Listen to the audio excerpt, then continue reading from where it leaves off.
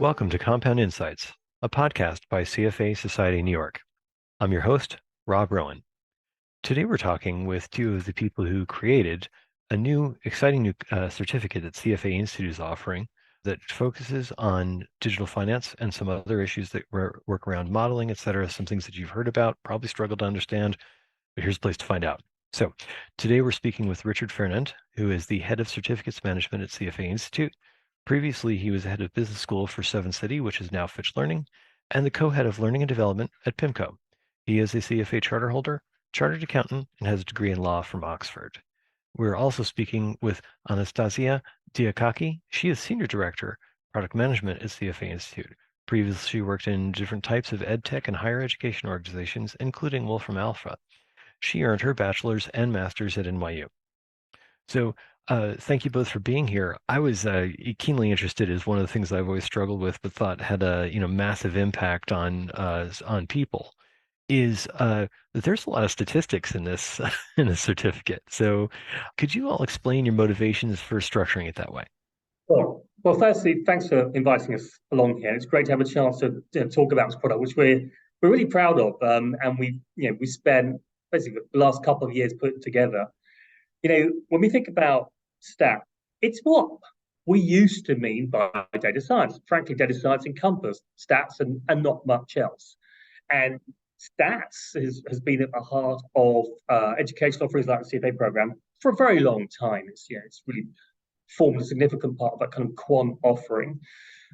The reason we wanted to put stats in is because an understanding of stats is really necessary for you to begin to understand what it is the machine learning type models bring to the party that enable you to, for instance, carry out regressions, multiple regressions, but without having to pre-specify exactly what all of your variables are going to be. And without understanding of stats, it's really hard, I think, for anyone to be able to explain what it is these machine learning models are trying to do. So it's kind of a way of kind of contextualizing what machine learning models are trying to do. And something we're really conscious of is we want people to be in a position where they're able to explain to a non-expert audience what it is their specialist data science teams, right, or they themselves are doing. And we know that their non-expert audience may well have an understanding of basic stats. And so if you like, it's kind of an exercise in kind of comparing and contrasting new methods versus the older methods. Explaining is the apex skill for investment management companies, is it not? Is the Well, yeah. You're right to focus on that. It's you've got to do. Doing is important, but explaining, as you know, is actually is more difficult than doing. right? Because with Right. explaining, you have to be able to break things down into small chunks. You have to change the language you use. You have to drop jargon. It's really tough to explain. I was just going to add that, we debated how much statistics we should include in this certificate, because it's true, the certificate covers a lot of material, starts with the basics and goes all the way up to some, interesting and more advanced case studies with a lot of coding and a lot of interesting models that people are able to play around with. And one of the reasons why we included statistics for the first couple of courses was because we felt that people may need a reminder and an update. Yeah, for sure. A lot of people actually told us that they were explicitly going into the certificate because they felt that I did my charter or I did my training 10, 15 years ago. I don't know what I remember, and I'd like to have the refresher. But another reason is because we thought it would be a simple and familiar way to actually introduce Python coding. So in the statistics courses that are the beginning of the certificate, we're also using the same principles to introduce people to Python through the coding labs and show them exactly what Richard said, starting with the simple, parts of Python and the statistics that connect to them, but then building up to things like data visualizations and other things like that. Mm-hmm. Yeah, it is fascinating to me to see what the new latest version of Excel has rolled out in terms of Python. They're clearly using a very similar technique because with their version of Python, you really can't code anything that you can't do with an equals and some stuff after it already. So it's um, I guess the other thing that I'm curious about within this is how you've addressed it from the professional side who's a candidate for this. So, yeah, a lot of people who we work with regularly here at CFA New York will take a look at this type of training, the type of training we offer, et cetera, and wonder a couple things like how long will this be valuable to me before it becomes obsolete and or commoditized? How have you addressed that sort of shelf stability, if you will, in the certificate? But I think it's a really valid concern. It feels like we know this is a really fast-moving area. We also recognize that the kind of the old approach to learning was kind of, you take your designation, you earn a designation. You don't get to sit in your designation for a decade without keeping it current. And that was actually always true, but maybe not completely obvious to many people.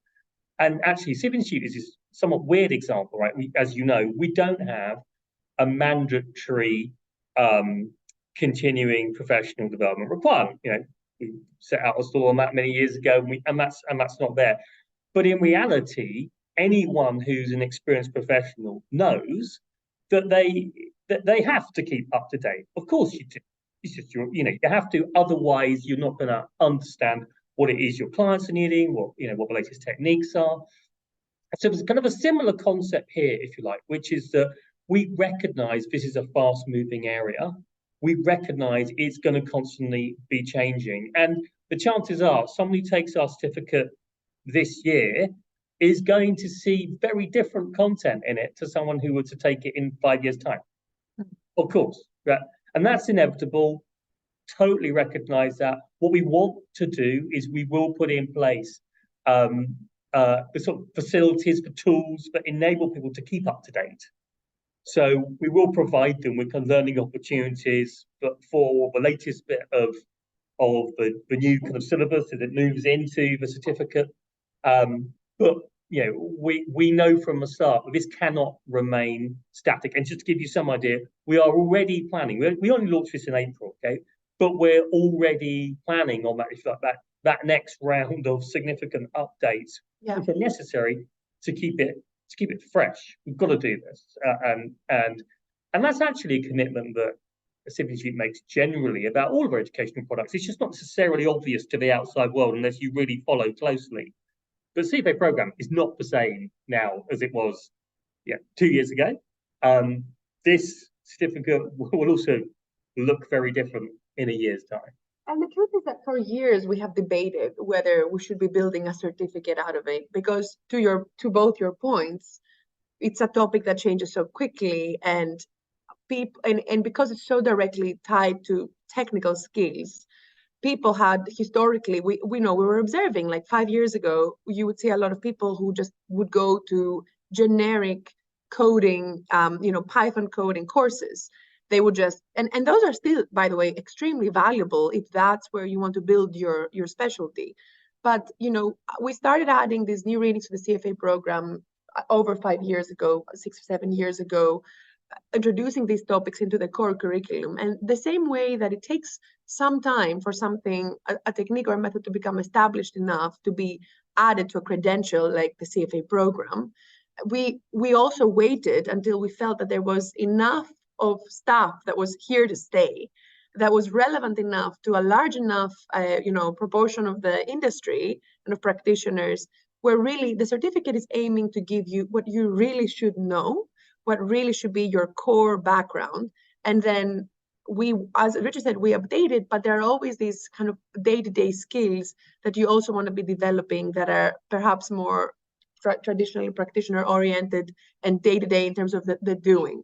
So it is difficult when you are developing a certificate of this sort, something that can be assessed, something that is, robust enough that is not going to be irrelevant 3 months from now. And one of the big debates for us, for example, has been ChatGPT, generative AI, adding that to the curriculum. And we will add that. But when we were developing the product that's now out there, it was only at the very beginning stages. It wasn't as established as it is now. Yeah, I mean, AI is one of those things that's hard to tell because if you read the newspaper, you will think it's going to replace everyone from like plumbers to engineers, and we've reached a fever pitch with our fear of it. Exactly. And that's exactly the aim of what we're trying to address with this product, which is it's a topic of the day. But at the end of the day, will it really replace you? And what is the substance there? What is it that you need to know so that you can at least feel like you're relevant? And that is what we're trying to address. And that's why, by the way, we start with the basics and we build on it, so that we can create a robust and kind of actually integrated approach to this topic that's sweeping the industry. Okay, so how do you actually do that? Let's talk about this functionally for a second. If someone decides to take this today, they're going to embark on 5 courses that are estimated between 12 and 15 hours, although that range will vary based on what you already know, and a final multiple choice exam. So I know you only just launched this, but it's self-paced, but how long does it take people, practically speaking, to do this? It'll take them up to about 100 hours. So some will be a little bit less, maybe they'll complete it in 70, some will be, perhaps more like the 100-hour level. So it does a scale. Think of it as being sort of a third, say, of one level of the CFA program, which Okay, tend to build 300 right. hours. 300 So hours, yeah, yeah. it's a smaller chunk. So that's kind of a sense of the timing. But the key thing is this is self-paced, and so the way in which people are going to do this, if you like, is they're going to be doing some learning, they'll be doing some reading, they'll be doing their regular day job, and this learning will be triggering connections to their regular day job. So there'll then be, as I mentioned these, there's some coding labs. They'll go in, they'll do some coding, they'll start to get comfortable what coding is trying to do. We are not trying to turn them into Expert programmers, developers. We're not trying to make them write beautiful code, but we are trying to get them comfortable with what simple code like Python code or R is actually trying to do, right? So be able to read it. And someone like me I come from a sort of, if you like, an arts kind of background. I never did kind of coding at all at school. I was never really interested in it. And I've been through the program. It sort of demystifies it for me. It makes me feel more comfortable. And you are a charter holder too. That's true, but I'm not. But coding's Yes. never part of the charter. Exactly. Not at all, right? So No, it's an option now, right? But it's yeah. Yeah, exactly. Exactly. So it makes me feel more comfortable that what I thought was just this foreign language, well, actually, a lot of it is English for a start. But I kind of understand what a lot of these, if you like, the extraneous stuff is trying to do, and I'm able, therefore, to kind of filter out the unnecessary stuff and focus on, this is actually what the code is intended to do, and that's the level we want to get people at, where they're able to read and understand code, but then it connects to what you were saying earlier, Anastasia, which is ChatGPT, of course, has had a huge impact on people's need to code. It can generate code, but you still have to be able to read the output of ChatGPT. And is this doing what I'm actually asking it to do? Has it just made this up? Hallucination, we know, is that, is this feature, if you like, of ChatGPT. You still have to be able to think about its output, and you can't just 100% rely on it. So we want people who are informed and educated and therefore able to use the tools in an effective way. And, I think that we've seen such an interesting change in the types of audiences we thought would be interested in this product. So again, thinking back on when we started embarking on this journey as an organization in general, people would ask us, should I learn how to code? Do you think I need to learn how to code? Should I go into the quant space or whatever? Then, now what people are asking constantly is, will it be replaced by an AI? Will it be replaced by ChatGPT? But, what's interesting is that whereas I think we all thought that it would be a niche thing, and maybe depending on your role or depending on the company where you worked in, it would be more or less relevant to you. Obviously, as you mentioned, now we've added the option of learning all these things on the CFA program. And part of it is some of them are readings that are required for everyone. The practical side of it is optional if you want to do a practical skills module. But also, as we were developing this product, we realized, oh my God, almost everyone should know this.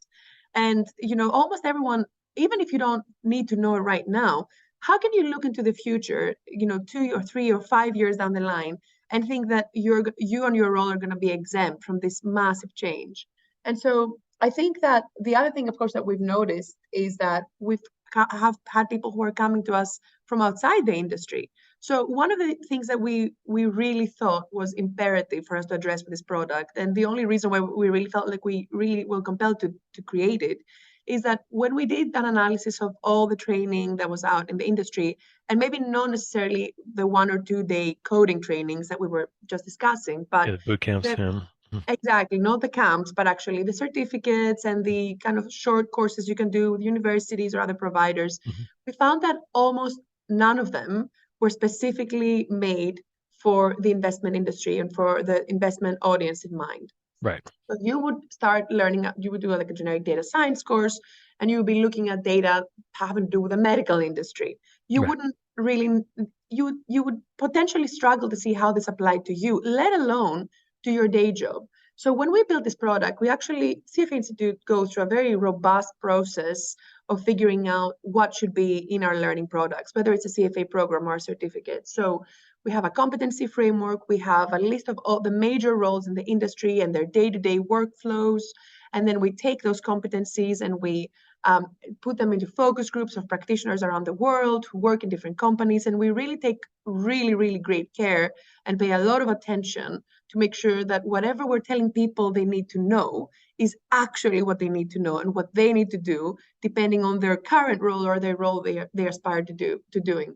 And so for us, it was really important, and we feel really confident that we've created this product that really, as Richard said, directly relates exactly to what it is you do. And that, by the way, doesn't only include hard skills and the statistics and all the machine learning algorithms, etc., but it also includes soft skills, things like writing an email, explaining something to your clients, being able to work in teams that are multifaceted, and teams of data scientists and investment professionals. We've been able to use a lot of our reports that use case studies of how these techniques are actually used within the industry, using real companies and real examples.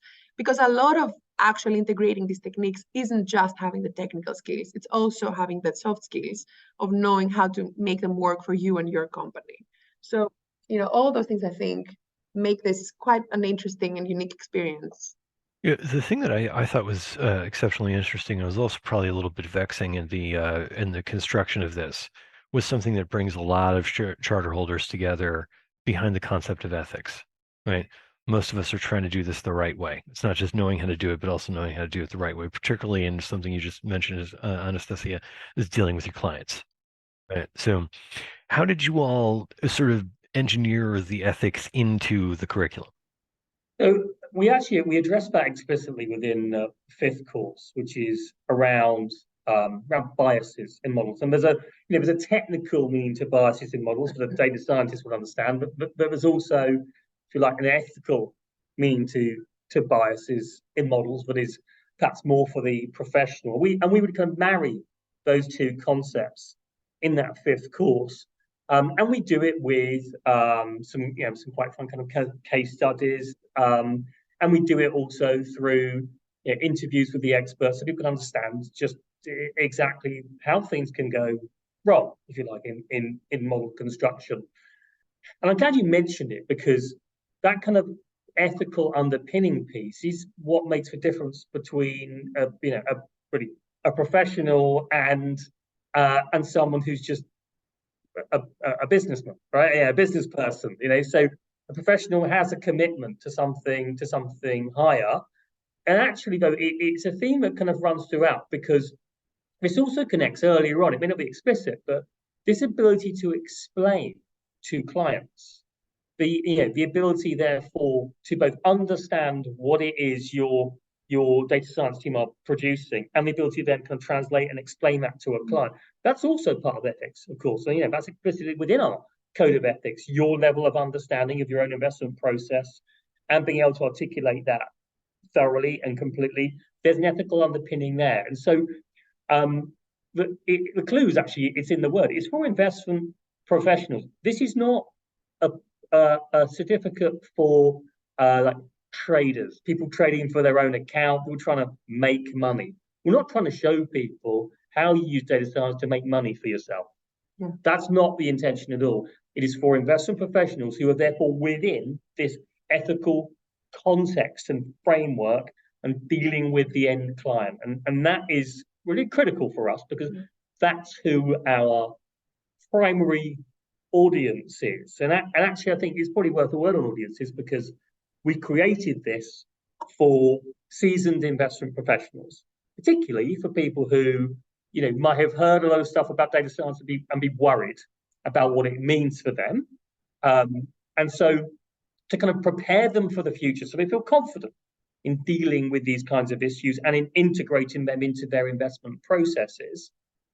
But actually, it was since launch, we managed to uncover some other audiences that were quite interesting. You want to talk about those? Well, so we attracted actually some data scientists who were interested in moving into the investment industry. Going the other way. Yeah. Exactly, coming in the other way. And basically they're saying, well, I know how all of this works, but what can I actually do with it here? Where is it relevant? What kind of data are available to me? How is it used? And how is it contextualized in different firms? And the other interesting thing that came, we saw it, from before we released the certificate, because we had released some of the courses of the certificate at first to gauge, interest. And we saw a lot of people who were much more senior than we expected, and who were managing teams or entire divisions. And really, they're never going to go code. They're probably never going to look at like a lab or a coding book in their life. But they just needed to understand what is it that my people are actually talking about. And that was a really fascinating audience. And the other interesting thing that we've seen, now analyzing the people who've enrolled in it and who are completing the certificate over the last couple of months, is that some people are coming explicitly in and they want to do more.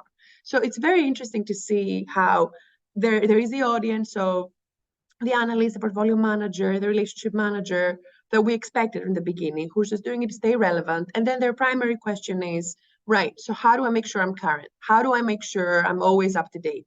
But then there are those who come in and we're sort of looking at them as a new breed of people who aren't quite sure which way they're going to go down. And those may be a little earlier in their careers, but who actually tell us, I want more.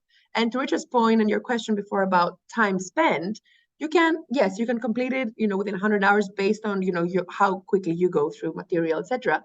But I think the cool thing I think about is that you have the labs, you have the coding labs, you can spend more time playing around. And we have seen these people who are coming in who are a bit earlier in their career, but who actually want to develop more hard skills than we expected. Yeah, interesting. I think that might be partially because a lot of the investment management firms aren't really teaching this stuff in their regular sort of area. I also wonder if the COVID thing wasn't part of the gap that people feel, because without that ability to just look across the desk and say, "What the heck is this?" That really hurt a lot of people who are at the beginning of their careers, I think. And they can catch up, but it's going to take time. And I felt the experience you're describing for senior people. When I was in my previous job, we had a relatively tight deadline on a fairly large group of data that we were trying to analyze. And I was saying to the junior analyst, so, sorry, weekend, and they said, oh, no, this will be fine. Maybe just one day, over the weekend. And I said, well, how? And they said, Python. And I said, interesting. That is not a snake. Google. So I Googled it, and then I went to my boss and said, I want to be in the Python class when we have it next. And he said, we don't usually give it to people at your level. Why do you want to be in a junior course? And I said, because everyone here who's younger than me knows what it is. Yeah. Exactly. Yeah. That's the sound of irrelevance coming. Yeah. And then he signed himself up for it. But And yeah, just one thing on that is just we've looked at the kind of the age demographics of people taking it, and it is really kind of heartwarming for older people like me to think that there's plenty of people taking this course who are in the what you might traditionally call like the later stages of their career. And I think that is great, right? It's sort of lifelong learning in action. We're seeing people who really want to understand. They're probably really senior, and I mean, kind of in a way, we don't really need to, and yet they want to. Right? I think that's fantastic. And it aligns with what, CFA Institute is, above all a membership organization, right? And we see that historically our members who are more experienced professionals, right? And if we take our members as a representative sample of, investment professionals around the world, those are the things that they're the most interested in. When we think about our most downloaded content that we've ever produced, and you mentioned the pandemic, in the beginning of the pandemic, we created some labs that would accompany, some coding labs in Python that would accompany the machine learning and big data readings for the CFA program. mm-hmm. We saw, massive interest from members accessing it who are more advanced in their careers. So I think we're underestimating people who are mid to late, and we're actually, we're saddling them with anxiety. Will you be relevant? When actually careers are long, we Right. work for a long time. We shouldn't underestimate those who have 20, 25 years of experience and their ability or their interest in staying relevant and still being creative, whether it is through a leadership role or through a individual contributor role. Yeah, I think there is also another Benny in this also is if you look at it like things are always changing and thank God. They are because if you're a lifelong learner, that's fun. So thank you, Richard and Anastasia, for letting us know more about this. I think that one thing if I would like to share for the CFA charter holders listening to this podcast, you did this 9 times during year 1, 2, and 3 levels. It's closer than you might think. And yeah, and so we'll get I would encourage you all if you're interested in this. CFA Institute has a good webpage on it. It tells it all brass tacks. You can download the PDF. Tells you in very great detail what's in each of the 5 courses. It's exceptionally straightforward. So go have a look at that. And yeah, and I think we'll leave it there. But thank you both again. Thank you. Thank you for so having much. us. And thank you all for listening. Well, we'll see you on our next podcast. Until next time, this is Compound Insights, and I'm your host, Rob Rowan.